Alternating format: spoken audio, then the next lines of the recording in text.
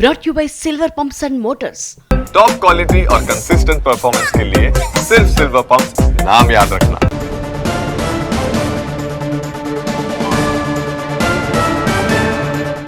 నిజమైన liquor scam star Chandrababu కాదా అని ప్రశ్నించారు జగన్.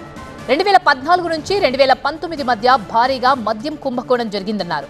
2014 నుంచి 19 మధ్య జరిగిన లిక్కర్ స్కామ్ కేసులో చంద్రబాబు బెయిల్ మీద ఉన్నది నిజం కాదా అని ప్రశ్నించారు జగన్. చంద్రబాబు మీద మద్యం కేసు ఉంది కాబట్టే మాపై తప్పుడు కేసులు నమోదు చేస్తున్నారన్నారు.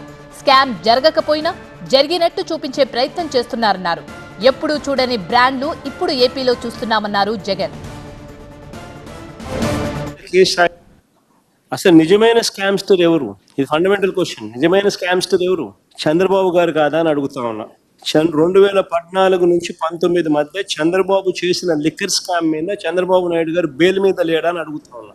లిక్కర్ స్కామ్ మీద 2014 to 19 చేసి చంద్రబాబు నాయుడు చేసిన లిక్కర్ స్కామ్ మీద చంద్రబాబు నాయుడు ఈ రోజు ఏ రాజు ఎవరా అమ్మాయి? ఇది మ్యారేజ్ ఇన్విటేషన్ కాదు, నేను కొత్త బిజినెస్ స్టార్ట్ చేస్తున్నాను. కానీ ఎలా?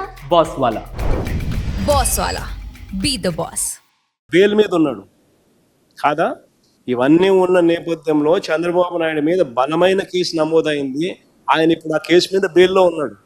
ఇలా ఆయన బెయిల్ మీద ఉన్నాడు కాబట్టి, బలమైన కేసు ఆయన నమోదైంది కాబట్టి, ఆయన మీద ఏదైతే అప్పట్లో ఆరోపణలు వచ్చాయో అవే ఆరోపణలతో ఏ స్కాము లేకపోయినా ఒక స్కామ్ ఉన్నట్టుగా ఒక భూతాన్ని సృష్టించి